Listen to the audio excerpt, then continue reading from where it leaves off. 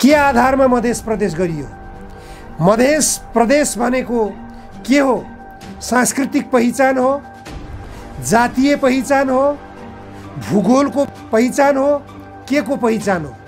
के को आधारमा मधेस प्रदेश घोषणा गरियो? 8वटा जिल्लालाई।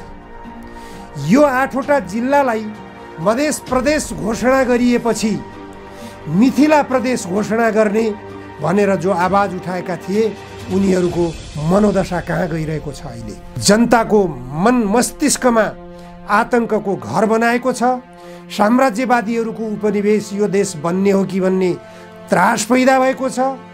भारतीय हस्तक्षेपकारीहरूले नेपालको जलसम्पदा कब्जा जमाउने हुन् कि भन्ने त्रास पैदा भएको छ। साम्राज्यवादीहरूले नेपालको खनिज पदार्थमा कब्जा जमाउने हुन् कि भन्ने त्रास पैदा भइरहेको छ। छिमेकी देशहरूसँग नेपाली भूमिलाई युद्ध भूमि बनाएर द्वन्द्वको वातावरण सृजना गर्ने हो कि भन्ने अर्को त्रास सृजना भएको छ। यसरी सर्वत्र त्रास र आतंक भएको वातावरण बीच यो 6 महिना बितेको छ यो सरकारको।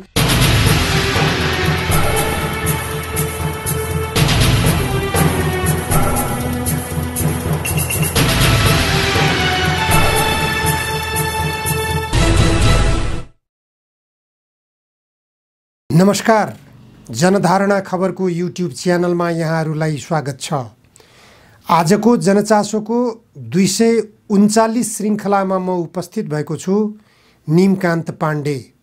आज 2078 साल माघ 8 गते प्रधानमन्त्री शेरबहादुर देउवाले हिजो देशवासीका नाममा सम्बोधन गर्नुभएको छ। आफ्नो कार्यकालको 6 महिना अवधि पुरा भएको उपलक्ष्य पारेर उहाँले 6 महिनाको कार्यकालको समीक्षा गर्दै देशवासीका नाममा सम्बोधन गर्नुभयो। सम्बोधनका क्रममा शेरबहादुर देउवाले के भन्नुहोला भन्ने धेरै जिज्ञासा जनमानसमा त देखिएको थिएन। तथापि 3.5 वर्षसम्म शासन गरेको 2/3 नजिकको बहुमत प्राप्त गरेको डबल नेकपाको सरकार केपी ओली नेतृत्वले सञ्चालन गरेको सरकारलाई विस्थापन गरेर सर्वोच्च अदालतको परमादेशबाट निर्माण भएको 5 दलको गठबन्धनको सरकारले निश्चय पनि 6 महिनाको अवधिलाई निराशाजनक अवधिको रूपमा स्वीकार गर्ला र आगामी दिनहरूको कार्यदिशा स्पष्ट गर्ला, जनतामा केही आशा देखाउला भन्ने विश्वास जनमानसमा थियो।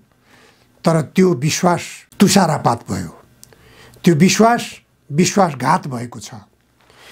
प्रधानमन्त्री शेरबहादुर देउवाले आफ्नो सम्बोधनका क्रममा आम जनतामा त्रास र भय एवं राजनीतिक स्थायित्वप्रतिको संशय अन्त्य भएको छ भनेर भन्नुभएको छ।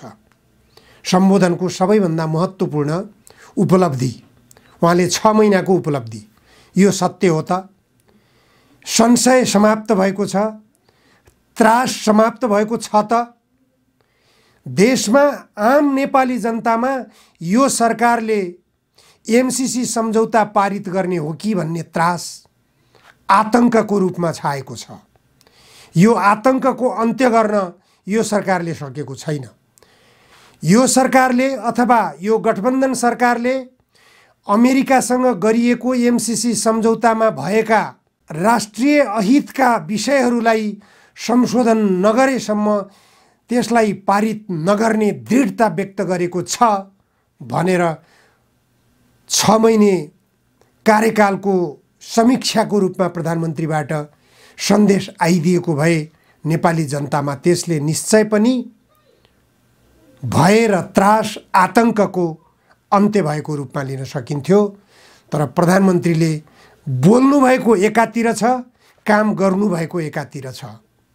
संशय र त्रास आतंक भय सबै समाप्त भएको छ भन्नुहुन्छ, तर त्यही चिज नेपाली जनतामा कायम राख्नु भएको छ। त्यसैगरी उहाँले भन्नुभएको छ वर्तमान सरकार बनेपछि जनतामा आशा र भरोसा बढेको छ। होइन, निराशा र अविश्वास बढेको छ। अविश्वास किन बढेको छ? यो सरकारले अमेरिकी साम्राज्यवादको हितमा ल्याउन खोजिएको एमसीसी सम्झौतालाई षड्यन्त्रपूर्ण ढङ्गले जसरी महाकाली सन्धि पारित गरिएको थियो त्यसै गरी मध्यरातमा जालझेल गरेर नेपाली जनतालाई झुक्क्याएर पारित गर्छ भन्ने त्रासले मनोविज्ञान बनाएको छ। किनभने राष्ट्रिय योजना आयोगमा यस्ता पात्रलाई लगेर उपाध्यक्ष बनाइएको छ जसले एमसीसी सम्झौता मैले ल्याएको हुँ, एमसीसी सम्झौताको मस्यौदा मैले गरेको हुँ, एमसीसी सम्झौताको डिजाइन मैले गरेको हुँ, यसको सर्वे मैले गरेको हुँ भनेर गौरवबोध गरिरहेका छन्। जुन एमसीसी सम्झौता नेपालको राष्ट्रिय हितमा छ, नेपालको जलसम्पदा सबै भारतको कब्जामा पुर्याउने दुराशय बोकेको छ त्यो एमसीसी सम्झौताले। यस्तो सम्झौताको मस्यौदा गर्ने व्यक्ति, यस्तो सम्झौतालाई भित्र्याउने व्यक्ति जसले एमसीए नेपालबाट मासिक रूपमा तलब खाइरहेका छन् डाक्टर विश्वनाथ पौडेल, यस्ता व्यक्तिलाई शेरबहादुर देउवा नेतृत्वको सरकार बनेपछि राष्ट्रिय योजना आयोगको उपाध्यक्ष बनाइएको छ भनेपछि त्रास र आतंक यो सरकारले देखाइरहेको छ भन्ने कुरा यसबाट पनि पुष्टि हुन्छ। प्रधानमन्त्रीको सम्बोधनका क्रममा उहाँले भन्नुभएको छ सबै दलसँग संवाद र सहमतिबाट संसदको गतिरोध अन्त्य गर्न सरकार प्रतिबद्ध छ। हिजो मात्र यो सन्देश जारी गर्नुभयो प्रधानमन्त्रीले। आज बिहान 9:30 बजे बालुवाटारमा सर्वदलीय बैठक बोलाउनु भएको थियो। जुन सर्वदलीय बैठकमा प्रमुख प्रतिपक्षी दल अनुपस्थित हुने भनिदिएपछि सर्वदलीय बैठक पनि असफल भएको छ। सर्वदलीय बैठक हुन पाएन भनेपछि प्रधानमन्त्रीले भन्नुभएको सबै दलसँग संवाद र सहमतिबाट संसदको गतिरोध अन्त्य गर्न सरकार प्रतिबद्ध छ। कता प्रतिबद्ध छ? खोइ सफल भएको। यो सरकार बनेदेखिबाट संसदको गतिरोध कायम छ। संसद बैठक सुचारू हुन सकेको छैन। नेकपा एमाले संसद बैठक सुचारू नगरिदिँदासम्म यो बैठक सुचारू हुने अवस्था छैन। यो शेरबहादुर देउवा नेतृत्वको गठबन्धन सरकारको असफलताको पराकाष्ठा हो। यो नितान्त असफलता हो भन्ने कुरा स्पष्ट हुन्छ। शेरबहादुर देउवा असफल हुनुभएको छ। नेकपा एमाले संसदको गतिरोध किन अन्त्य गर्छ? नेकपा एमालेको नेतृत्वको सरकारलाई विस्थापित गरेर सर्वोच्च अदालतको परमादेशबाट बनेको सरकारले नेकपा एमाले आफ्नो पार्टीका 14 जना सांसदहरूलाई कारबाही गरेर पठाएको अवस्थामा ती सांसदहरूलाई कारबाहीको सूचना जारी नगरेर ती सांसदहरूलाई पद बहाली नै राखेर उनीहरूको मतको आधारमा प्रधानमन्त्रीको कुर्सीमा आसीन हुन पुग्नुभएका शेरबहादुर देउवालाई नेकपा एमाले सहयोग पुर्याउनु पर्यो भनेर कुन नाखले माग्न जाने सहयोग? किन सहयोग मागिरहेको छ शेरबहादुर देउवा नेतृत्वको सरकारले नेकपा एमालेसँग? नेकपा एमाले किन सहयोग गर्ने शेरबहादुर देउवा नेतृत्वको सरकारलाई? यो संसदलाई विघटन गरिसकेको थियो नेकपा एमाले। विकल्प चुनाव। आज पनि चुनावमा जाने कुरा उठिरहेको छ। गठबन्धन दलका नेताहरूले 1 वर्षभित्रै तीनवटै निकायको, स्थानीय निकाय, प्रदेश निकाय र सङ्घीय निकायको, केन्द्रीय निकायको निर्वाचन एकैपटक गर्ने भनेर भनिरहेका छन्। एकैपटक गरे पनि, पटक पटक गरे पनि, सुरुमा स्थानीय निकायको गरे पनि, सुरुमा केन्द्रीय निकायको गरे पनि, जताततैको निर्वाचन सम्पन्न गरे पनि देशमा शान्ति कायम हुन सक्ने अवस्था छैन। देशमा राजनीतिक स्थिरता कायम हुने अवस्था छैन। देशले विकासको गति लिने अवस्था छैन। त्यसकारण देश विकासको गतिमा अवरुद्ध भइरहेको छ भन्ने कुरा स्पष्ट छ। त्यसकारण प्रधानमन्त्री शेरबहादुर देउवाका सम्बोधनका क्रममा आएका जति पनि प्रसङ्गहरू छन् ती सबै प्रसङ्गहरू मनगढन्ते, असफलताको स्वीकारोक्ति बाहेक केही पनि देखिँदैन। प्रधानमन्त्री शेरबहादुर देउवाले सम्बोधनमा भन्नुभएछ सरकारको पहिलो प्राथमिकता जनताको जीवन रक्षा हो। कहाँ छ जीवन रक्षा? सीमापारी भारतमा जब सङ्क्रमण बढ्यो, कोरोनाको सङ्क्रमण बढ्यो, भारतमा बढ्दा बित्तिकै नेपालमा आवागमन सुरु भयो। कोरोना सङ्क्रमितहरू नेपालभित्र प्रवेश गर्ने लहर चल्छ अनि उनीहरूलाई निरीक्षण गर्ने, उनीहरूलाई नियन्त्रण गर्ने, जथाभावी आवागमनलाई रोक्ने, त्यसतर्फ सरकारको कुनै पनि ध्यान नपुगेपछि जनताको जीवन रक्षाको यही हो। कोरोना सङ्क्रमण व्यापक रूपमा बढिरहेको छ, जनतालाई सिटामोल उपलब्ध छैन। अहिले बजारमा जाँदाखेरि सिटामोल समेत छैन। सिटामोल सबैभन्दा आवश्यक स्वास्थ्य उपचारको एउटा सामग्री बनिरहेको छ अहिले कोरोना सङ्क्रमणको बेला। यो बेलामा बजारका औषधि पसलहरूमा सिटामोल छैन भनेर आतंक छाएको छ। यो जीवन रक्षाको सुरक्षाको ग्यारेन्टी हो। प्रधानमन्त्री शेरबहादुर देउवाले आफ्नो स्वस्थानी वाचन गरे जस्तो छ। स्वस्थानी वाचन गरेर हुँदैन, यथार्थ धरातलमा टेकेर मात्र सत्य कुरा बोल्न सक्नुपर्दछ।